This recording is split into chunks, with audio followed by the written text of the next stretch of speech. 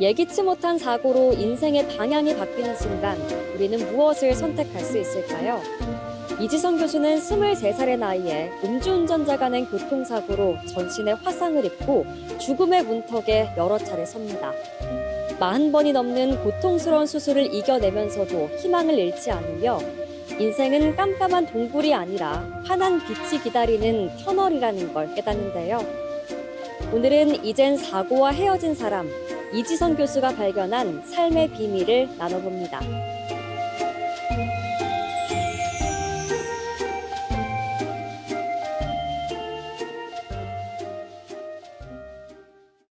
지역이 너무 어렵게 사는 분들이 많으세요. 그래서 이분들에게 뭔가 좀 힘이 될 만한 뭘 어떻게 하면은 이분들에게 힘을 줄 수 있을까 생각을 하다가 우연히 그 이지선 작가의 강의를 제가 듣게 되었어요. 동영상을 통해서. 그때 이 책을 소개를 받았어요. 그래서 그때부터 이 책을 읽기 시작을 했는데 역시나 너무나도 많은 그 어려움, 숱한 그 어려움을 이겨내는 그 과정이 굉장히 배울 점이 많고 교훈이 되는 내용이어서 제가 이 내용들을 잘 숙지해서 또 제 주변에 있는 분들에게도 좀 알려드려야 되겠다 이런 사명감이 생겼어요. 예, 그래서 이 책을 읽게 되었습니다. 이지선 작가는 본인이 정말 예쁠 때 23살에 대학교 4학년 때 교통사고를 당하게 됩니다. 오빠가 운전하는 차 옆자리에 앉아서 집에 가는 길에 잠시 차가 신호 대기 중에 음주운전을 하는 사람의 그 차에 부딪히게 되는 그런 어려움을 당하게 되죠. 굉장히 큰 사고였다고 해요. 차에 불이 붙는 바람에 전신의 55%의 화상을 입었다고 하더라고요. 그런데 슬기롭게 그 과정들을 잘 이겨내는 모습들이 너무너무 감동적이었고요. 근데 이 작가는 그 사고를 당했다라고 하지 않더라고요. 그 사고를 만났다.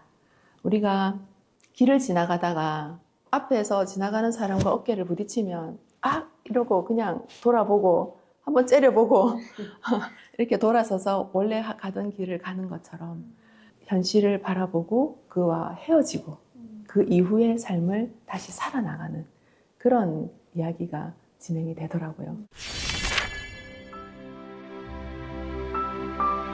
삶이 선물이라고 말하는 이지선 작가는 끝없이 현재 진행형으로 살며 내일을 꿈꿉니다. 오늘의 작은 감사거리를 찾아내 한 뼘 더 행복을 누리는 작가의 모습을 통해 긍정의 힘과 행복의 힘을 재발견할 수 있습니다. 저는 한 두 가지 정도 설명을 좀 드리고 싶은 내용이 있어요. 마라톤에 참가를 해요. 예, 두 번의 마라톤을 참가하는데 한 번은 미국에서 한 번은 서울에서. 근데 그 뉴욕 마라톤 대회에 참가한 이야기를 마라톤을 꾸준히 연습한 사람도 아니고 그런 어려움을 겪어낸 사람이 마라톤을 뛴다는 것은 굉장히 어렵죠. 그래서 시작을 했는데 많은 사람들이 박수를 치고 응원을 하고 힘을 북돋아주고 막 이러니까 멈출 수가 없었더래요. 그래서 끝까지 할 수 있는 대로 가고 있었는데 이제 도저히 안 되겠다라고 절망했을 그때가 한 35km 정도 되는 지점이었다고 해요. 어느 이름 모를 여성 한 분이 응원을 해요. 다가와서 피켓을 만들었어요. 이지선 파이팅. 그 글귀를 보고 그 사람의 응원을 듣고 손을 내미는 손을 잡는 순간 말할 수 없는 힘이 솟아났다. 그래서 끝까지 완주할 수 있었다. 그래서 이 35km 지점에서 응원을 했던 그 사람이 사실은 25km 지점에서 불렀대요. 정신이 없으니까 이 작가는 그냥 지나쳤던 거예요. 그런데 25km 지점을 지나치는 걸 보고 10km 앞을 더 가서 올 것이라고 믿고 기다리고 있었던 거죠.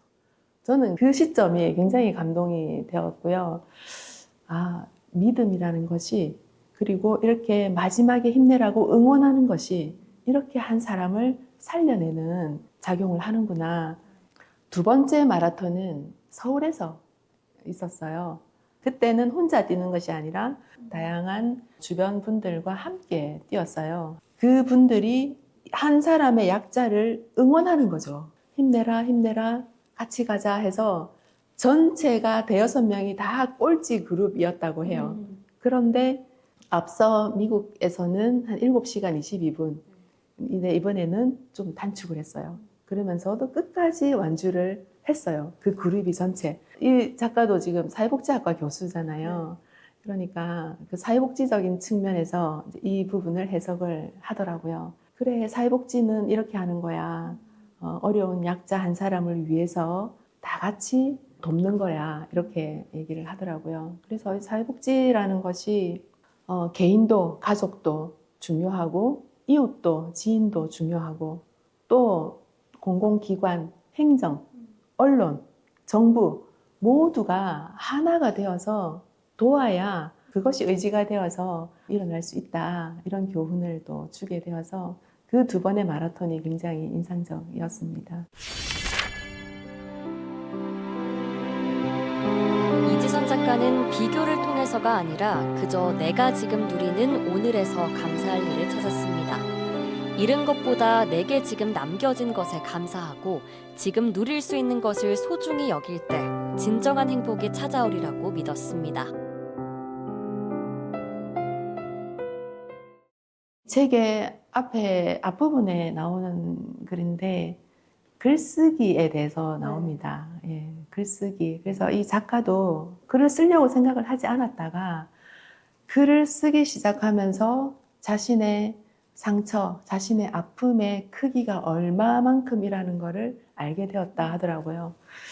저도 참 힘든 한 해를 보냈어요. 너무 많은 행사들이 있었고 업무적으로 과중함이 있었는데 막연한 불안감, 이게 실체를 알 수 없는 막연한 공포가 좀 있었거든요. 근데 이 글쓰기에서 표현해 주신 그 방법대로 제가 그것들을 하나씩 적어봤어요. 적어보니까 그 모함에서 주는 그 불안함이 사라지더라고요. 실체가 드러나면서 이건 이렇게 하면 되는 건데 뭐가 그렇게 힘들었을까 생각이 드는 거예요. 그래서 늘 감사하는 습관을 가지고 내가 뭔가 고난이 오거나 불안한 상황이 생겼을 때는 그것을 직접 글로 쓰거나 말로 표현을 해보자. 최근에 저희 복지관에서는 주민들, 어르신들의 자서전 쓰기를 했거든요. 내 인생 돌아보기. 이제 글을 잘 쓰지 못하는 분들은 말로 하게 되면 소설가 한 분을 저희가 모셔서 이제 좀 도와서 쓸 수 있도록 했습니다. 그랬더니 그분들의 고백들 중에 나만 힘든 줄 알았는데 같이 하는 여러 사람들의 고난과 어려움과 그런 것들을 보면서 나만 그런 게 아니었구나. 그리고 나보다 더 힘들게 사는 사람들도 저렇게 밝은 표정으로 살고 있구나 하는 것에서 굉장히 큰 힘을 얻었다. 고백들을 하더라고요. 그래서 이 글쓰기와 이 말하기의 힘이 굉장히 중요하구나 하는 생각을 하게 되었습니다.